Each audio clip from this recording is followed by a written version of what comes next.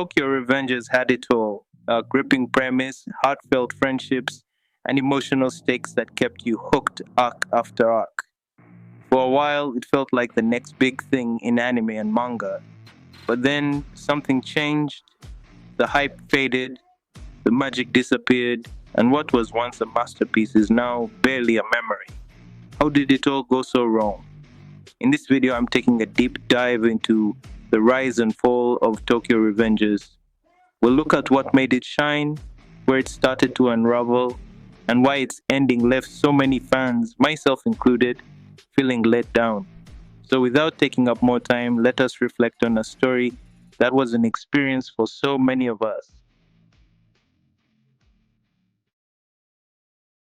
In the beginning, the school delinquent setting instantly grabbed me. It reminded me of my secondary school days. Granted, we didn't have motorcycle gangs, but there was something raw and relatable about the chaotic energy of those fights and rivalries. Tokyo Revengers took that premise and elevated it with time travel and a plethora of other elements like the gang structures, heavy stakes, and character bonds, adding a unique twist that made it stand out from other delinquent stories. Every arc had me on the edge of my seat. Takemichi's relentless determination to change his future and save those he loved was inspiring. The friendships he formed with characters like Draken, Mikey, and Shifuyu added so much emotional weight to the story. The Tenjiku arc in particular was highest peak the story reached for me. The stakes were at their highest and the payoff was everything was very worth. Even as the story moved into the Bonten and Three Deities arcs, I was still invested. Mikey's dark impulses and his struggle to shoulder the burden of his friend's happiness were compelling. He felt like a character who was breaking under the weight of his own decisions, and I wanted to see how Takemichi would reach him.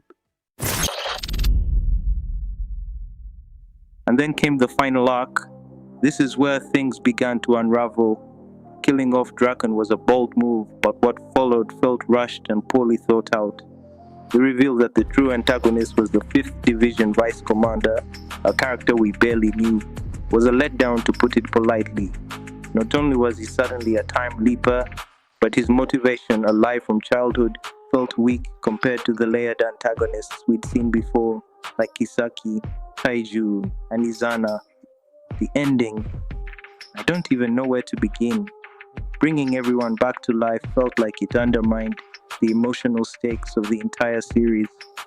All those moments of heartbreak, all the tears and sacrifices, suddenly felt meaningless. I wanted a happy ending for these characters. I really did. But not like this. Mikey becoming a racer, Draken running his garage, Takemichi and Hina getting married.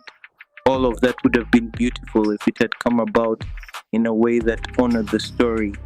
The overs of the time leapability in the final stretch of the series didn't help either. Without a proper explanation of how it worked, it felt like a convenient crutch to patch up plot holes rather than a meaningful part of the story.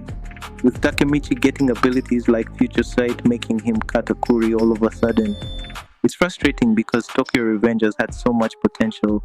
The themes of redemption, loyalty, and perseverance were so powerful, and the emotional moments hit so hard. I don't know what happened toward the end. Maybe the mangaka was rushed, or serialization pressures got to him. Whatever the case, it's hard not to feel disappointed when something you love so much falters at the finish line. Ken Wakui has started a new series, Astro Royale.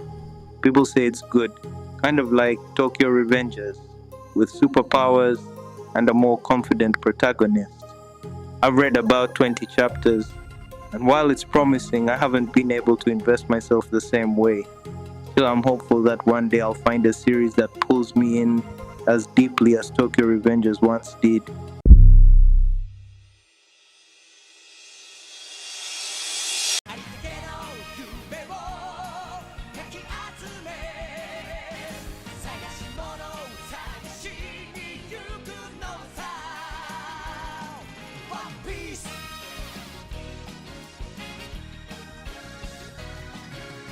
What about you? How did you feel about Tokyo Revengers? Did the ending work for you, or were you as let down as I was? Let me know in the comments. If you enjoyed this video, check out my other deep dives into anime and manga. I'll leave links to my Kingdom and Fable videos on the end screen. Thanks for watching, and I'll see you next time.